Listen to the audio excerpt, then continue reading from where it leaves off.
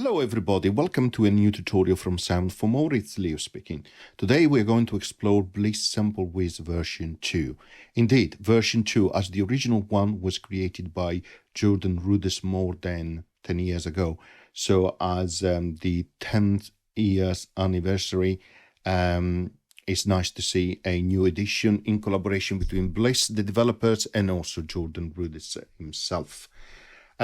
Which is great news. As you probably know, SampleWiz uses a combination of sample synthesis, but also granular synthesis. And as you can see, this is the first screen that you are greeted to when you run it, and you can see that you are straight away presented with a sample, a waveform at the center. But you can see also on the right hand side, you have a selection like normal, granular, and cloud, and that is where you can set your granular synthesis. Now, before I continue, I would like to remind my viewers to subscribe, and because that helps with growing the channel, so that would be very nice indeed if you could do that. So let's kick off. Let's go through, first of all, the basics, and then we go to the core of the engine as well. Let's start from the top left. So you have able to link, so you can enable or disable it. Nice and straightforward. You have playing and stop here, as you would normally do for lot of Bliss functionality, and I'm going through quickly for some of the standard functionality that are available in all the Bliss apps, so please refer to other tutorials that I've created. Here you have a selection for tempo, so plus and minus. Here you have setting for audio and MIDI. You can change your buffer size in case you have problems, for example playing with your iPad, if you have an older iPad for example. You can enable MIDI in or no. You can set the channels. You can have MIDI control mapping enabled. You can also connect a MIDI Bluetooth device. You can also, here under this menu called Share Preset, you can export a preset, also export all user presets or export the WAV file. And then of course you can go to the store, click on Get More Preset and download, for example, this pack which is currently available called the MP Preset Pack. Why not trying it? Next, we have access here. If you click on what it says Bleass SampleWiz version, you have access to the version name, in the contact us links, all favorite links and useful links to get in contact with Bliss indeed. Next, we have a selection of preset standard again in Bleass Apps. You can go with the arrow to the previous preset to the next preset, and if you click on the name of the preset, you have access to the browsing presets windows, where you can choose different categories, like for example all categories. Then you can save a preset, save and create a new one, rename it and delete it. And indeed you can choose different presets here. And you can hear the default one is using a sample as many will do.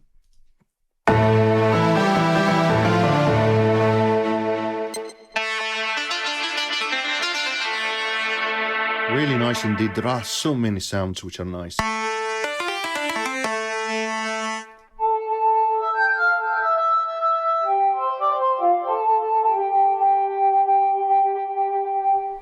And there are also some very unique sounds from Jordan, the man himself. So I like this lead.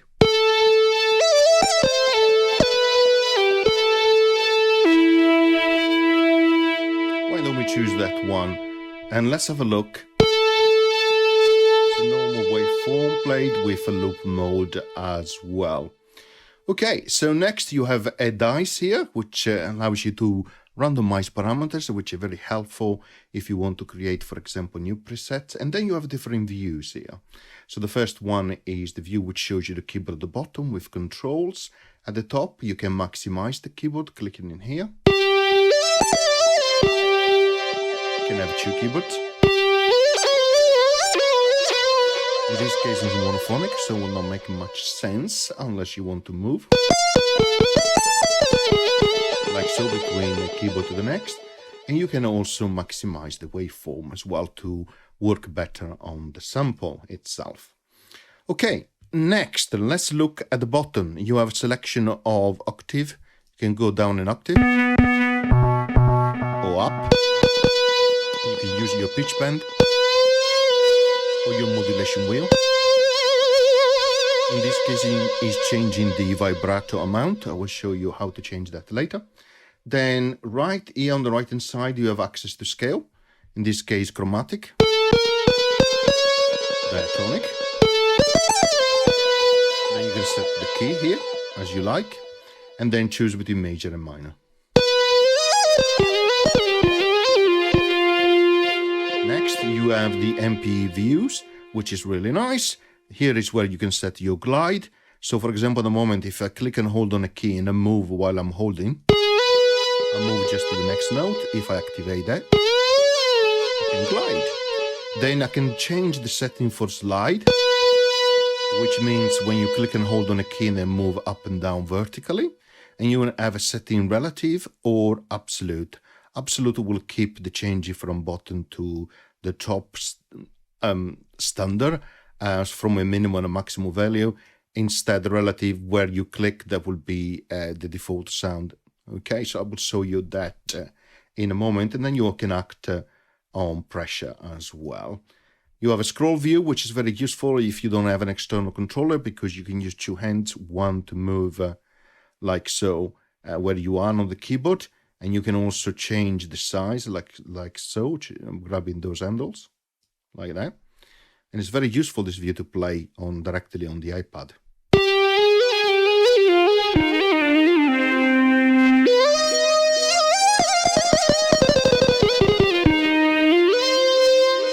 Really nice. And finally, you have a hold option to hold notes, of course, if the preset that you are using is polyphonics indeed. Now let's choose another preset. Let's find something else as well. Keyboard wisdom. Let's choose maybe a key. Why not instead?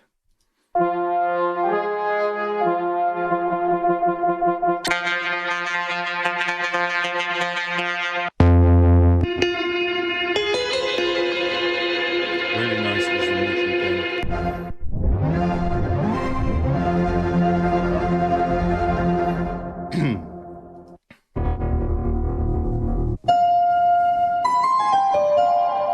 Why not? Let's try that the JR piano. Really nice, really nice. Okay, so next I want to show you all the different menus, all the different functionality. Let's click on General. Here is where you have your volume meter. You can change the gain here. Double click on each control to go back to the default. Then you have your settings for voices. This is where you activate poly or mono. Mono in this case, or poly. Let's leave it mono for a moment. You can act on the setting of pitch bands. By default, the pitch band changes to semitones, but you can change that to up an octave. Okay. You can also have setting for portamento or glide. So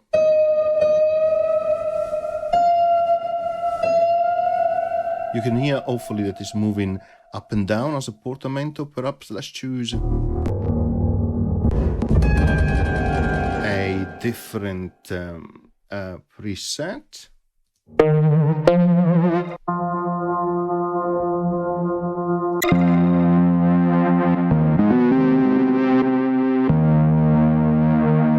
Let's try this one.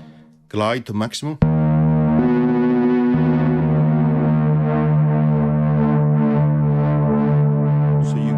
That there is gliding down.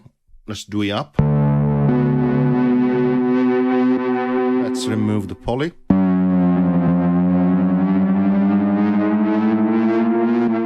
Of course, it's 4 seconds. Let's reduce that to 1 second. In this case, you hear it better.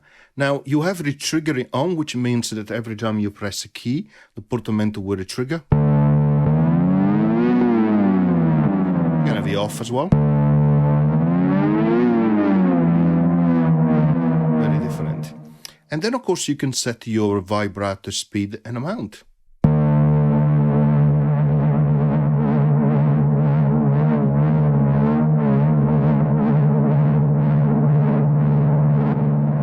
speed here and amount there. Okay, moving on, we have modulation here. So you can apply different settings for modulation to the modulation wheel, to the slide, and also to the pressure. So as you can see from the modulation wheel, you have the first one set to change the vibrato amount. So the amount here is set to 100%. Okay, also the second one. But of course, you can change that. For example, let's say I want to change the pitch. So here is also changing the pitch. Okay, perfect. Let's change that like so. Slide, which is moving up and down. So let's do, for example, pitch as well. So let's click the button here and slide up.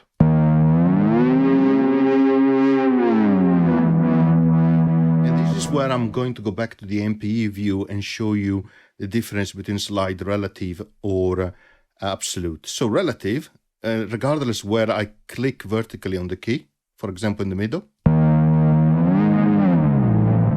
or if I click at the top, sounds the same as wherever I start.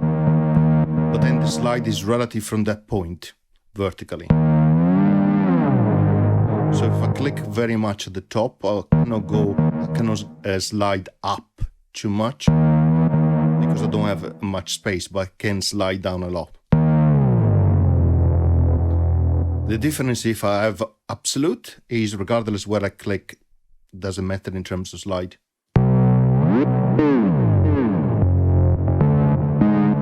So it's already preset as slide values.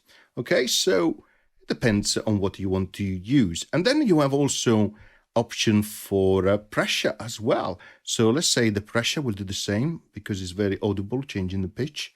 So I set pitch amount 100%. So I click on the note and I change the pressure.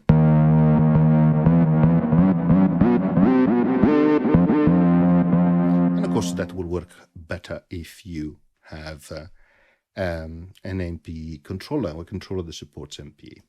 Okay, next we have the ARP section. So you enable it clicking on here. The mode is set to normal, which means it will play the notes in the way that I play them.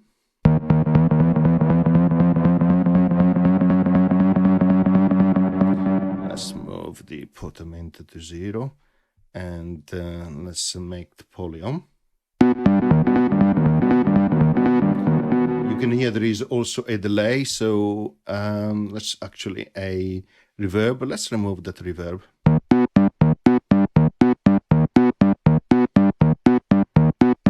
So if I press E flat 4 before a G4, it will play like exactly in that order, like so. I can have it to play up, so it will play in this way, or down, like that, or up and down, or have it random as well. You can sync it, and also you can sync it to a bit if you like so. Up to you. And as you can see, if you have the selection to sync a bit, you have different divisional rates. If you set it to 3, you have milliseconds instead.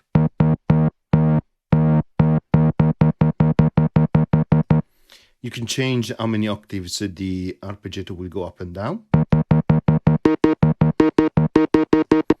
How open the gate will be. And if you have lower values, it will simulate more staccato effect.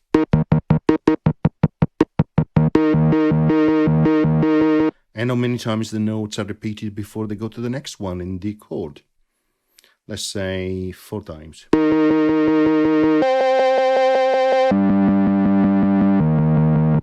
Probably an exaggeration. Let's go to 2. Okay, so let's reset this down to 0, to 1, sorry, 0, octave, 3, okay, and no more. Perfect, now let's turn that off. Okay, so you have seen how the general settings work. Now let's go to the sample menu. This is at the heart of really the app itself. So let's make sure that first of all we are in normal mode here, and the loop mode is set to the first one. So it will play the waveform once and it will stop. Now you can also play the waveform from whenever you wish. Just click with your mouse or finger. So if I click here, it will start to play from there, the waveform. Or from there. And that is very useful indeed. And if you maximize the view, it's really good. You can change the pitch vertically if you enable Y pitch, which is really nice. And you can also set it to force it to snap to semitones, and you see the notes here on the left hand side, which is very nice indeed because it helps you to play directly on the waveform. You can choose horizontally where to start on the waveform and vertically also the pitch, which is really, really fantastic. You also notice that there are some bars here on the left and right, and they're set to actually change in the way that it plays or to crop the waveform. If you click on lock, you disable them, so when you click on the screen with your fingers, you don't touch them by mistake. You can of course unlock them, just clicking on lock again. So let's set these back where they were and let's go back to the default view. Now the waveform you see here is a zoomed in version. You see the zoomed out or the total version of the waveform up here. So you can directly record if you are in standalone version. So for example, let me show you how to record from the microphone. I click here on the button record. 1, 2, 3. Okay, let's try. 1, 2, 3. 1. Okay, let's go up an octave. You can do that selecting on there. 1, 2, 3. 1, 2, 3. Okay, also you can change the gain here. 1, 2, 3. And then what you can do as well, remember this bar here? You can move them like that, and as you move them, you can see that it changes the start here, dial, and also the loop start as well. I will explain the loop start in a moment, but it changes the start here, which you can also do just using the dial. Like so, and you can do the same for the end like that or using the dial. And when you have done when you have selected the waveform like that, you can click on crop, and then it will ask you if you want to crop it. You say yes, in that case you cropped it. 1, 2, 1, 2, 3. Really nice indeed. So you can change the octave up and down as we showed you. We can also change tune by semitones. 1, 2, 3. 1, 1, 1, 1, 1, 2. Also fine tune changes as well. 1, 2, 3. 1, 1, 1, 2. Okay, and then you can have it also in reverse if you prefer. If who's now. Interesting indeed. Okay, so what you can also do, you can load a sample. So click on load here, and let's load this boy choir. Let's reduce the gain.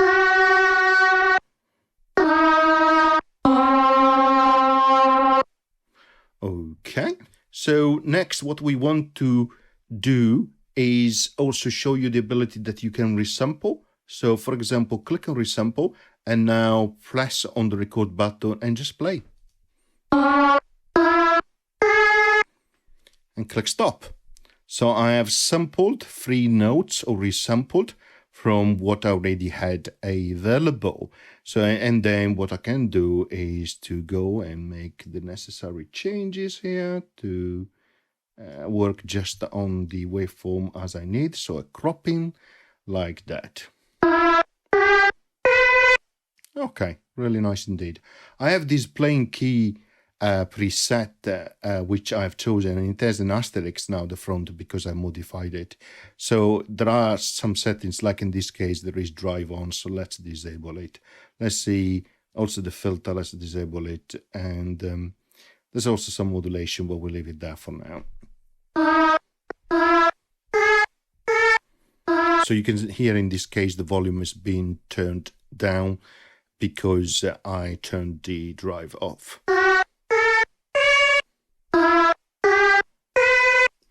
Okay, so what I want to show you now is that you have different modes of running beyond just selecting your waveform. So the first one is called normal. Let's stick to that. And you have 3 different loop modes. The first one, just play the waveform once. The second one plays it continually, and when you have that enabled, the crossfade becomes available, as well the loop start becomes available.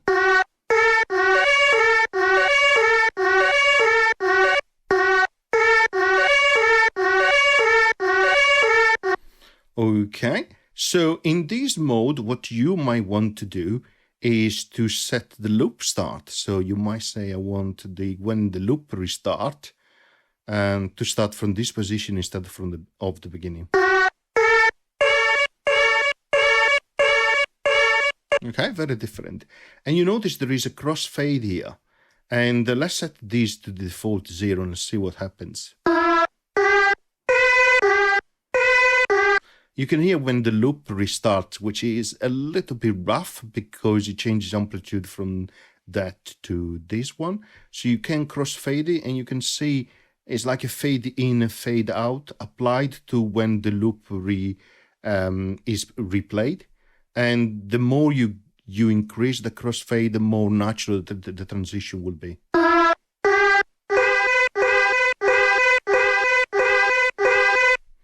Okay, and that's just one example, of course. So let's load something else like this sample here.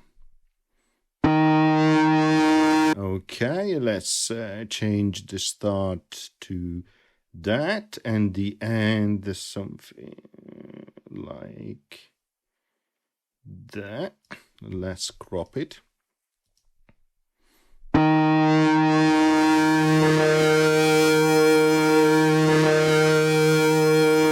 Let's change the loop start to something like that.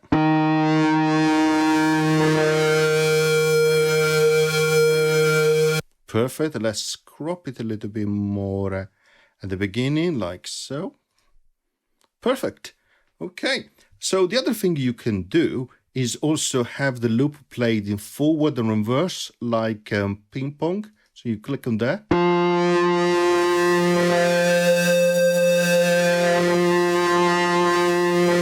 So let's make the loop starting from there. You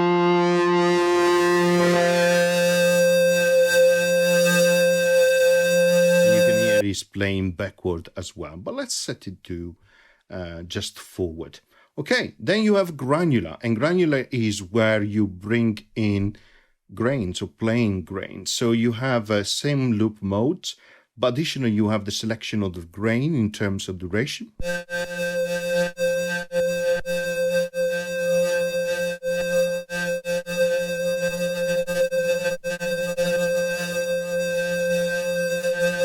You can change the speed.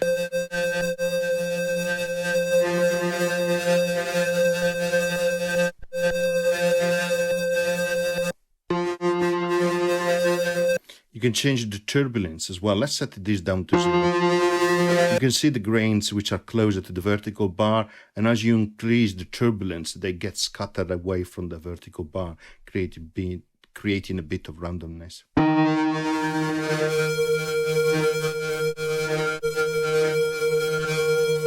And of course, you can also act on spreading it on stereo, like so. So 0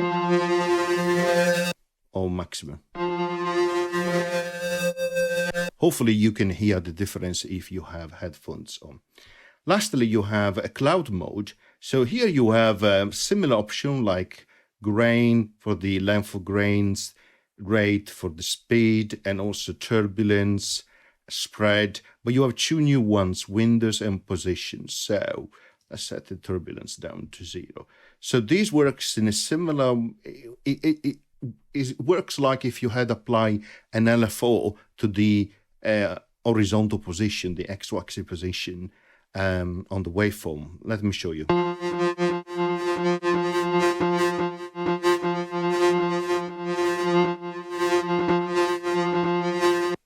And you can change the position here. You can move where that ondulation is through horizontally, and then you can change the size of the window of that modulation left and right. To make it very close.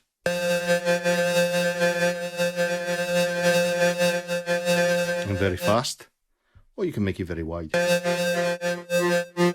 Just remember, if you change the position, you will move it left or right, and because it's ondulating left to right or modulating left to right, and that might cause unexpected effects depending on where you are on the waveform.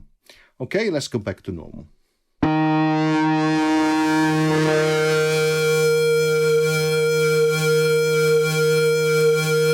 Okay, perfect. Next, I want to show you is the filter and the ADSR. So first of all, let's start on the left with the drive effect. You can turn it on and off there. You can set the drive here in terms of intensity. The shape here.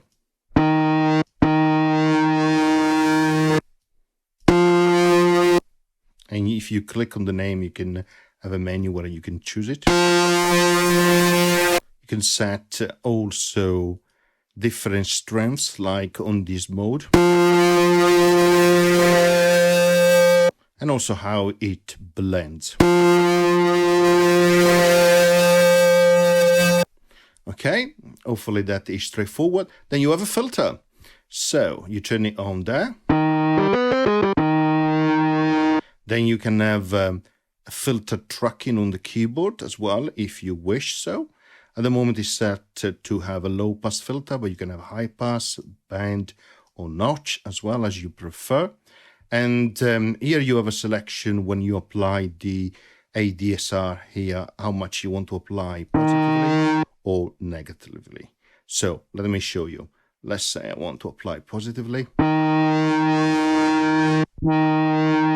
And let's have a longer attack, no sustain, a bit more decay, no release. So it's going up and then it's coming down. And you can change that also based on velocity. So if you have different velocity, you will act based on the velocity settings that you have in terms of how much ADSR apply here on the envelopes for the filter. You can of course apply negatively as well. So it works better if you're higher because it's going to decrease first and then going back to the default value. Like so. You can also apply ADSR to the amplitude. So let's make it longer here, longer on the decay as well, a bit or release. And then let go. Let's give it a bit of sustain. And then of course if you want more release, of course you can do that. Let's have a shorter attack.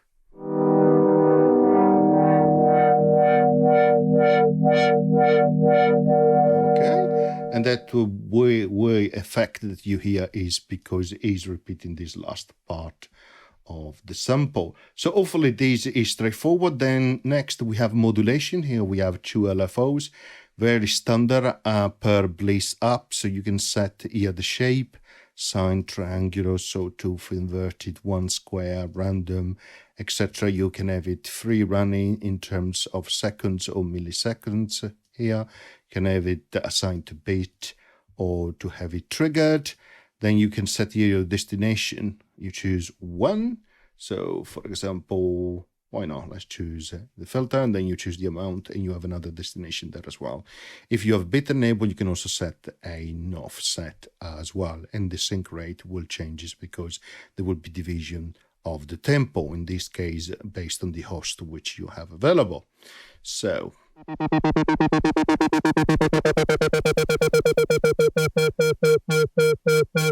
in this case, it's changing that filter cutoff up and down using sine wave, but let's do it randomly.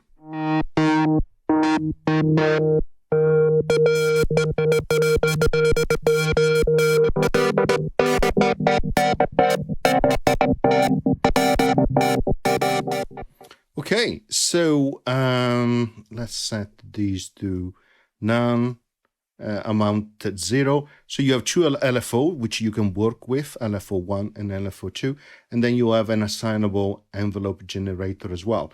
So in this case, let's say that I want something like that, and I want it applied on the pitch, maximum 100%, and I don't want anything on the second destination. So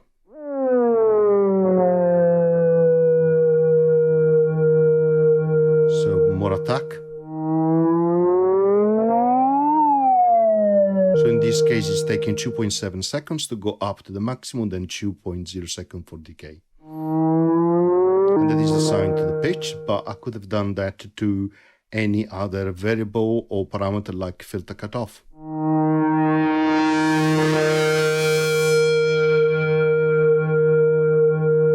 So up to you. Okay, next we have the motion, which has been introduced in recent Bleass apps as well. So let's change the filter and the setting here. Let's disable the filter.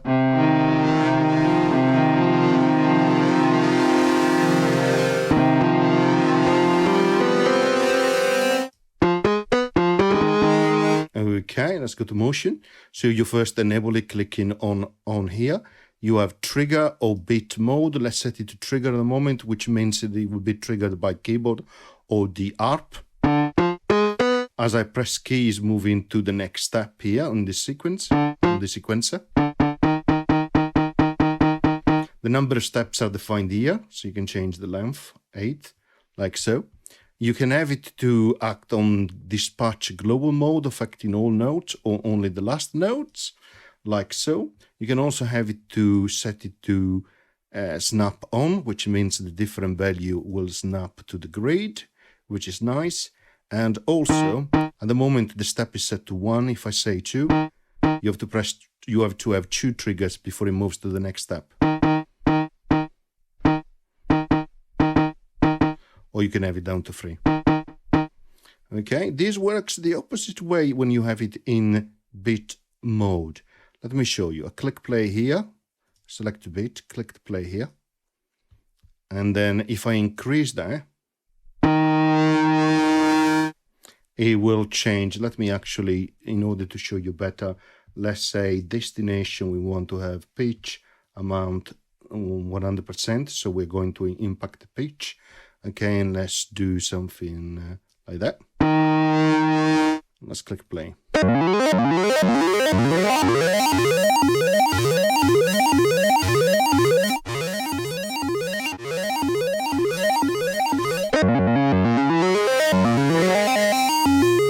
So as you decrease it, it will take more bits to move for the next step. Which is the opposite way when you have it in trigger on. Now, when you have mode on trigger, you can also set it to have ARP reset. So if you go to ARP and you activate it, and you go back to motion, every time I press a key, the ARP will reset it at the beginning. If that is off, it will continue where it is in the sequencer, okay? So you have 2 destinations here, which you can choose in terms of how the values on the step will impact that parameter. So in this case, I was changing the pitch. And you can do very nice things. So you can do, for example, up and down, which is very nice if you have a bass.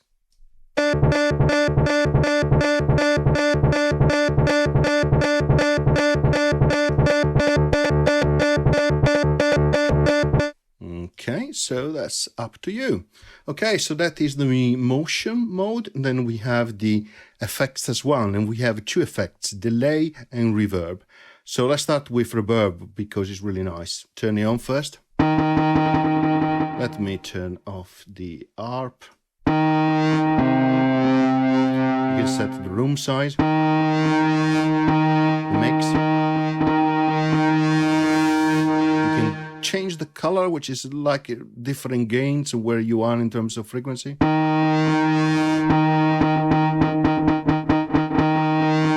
can change the length. Okay, then let me reset down this to 0, but you can change the shimmer amount, which is really nice. You have a shimmer effect in it. And let's change even the pitch. And you can add some delay as well before the shimmer takes effect.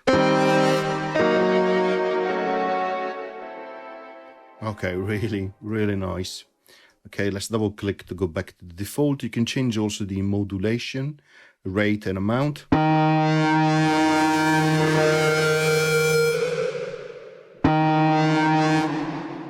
Let's change the rate. You can hear that it's faster. And that is lower. And this is more dramatic. And then of course you can have a pre-delay and also a low cut filter.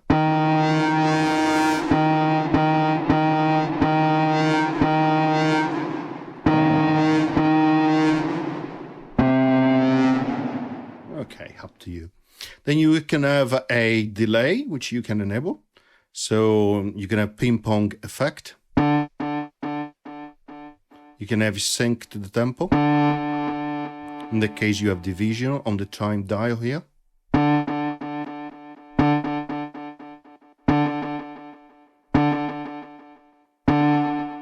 You can change the low pass filter or the high pass filter.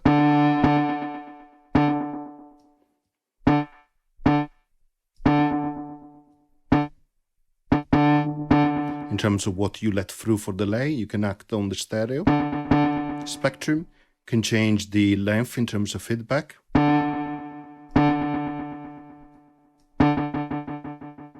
And then the mix.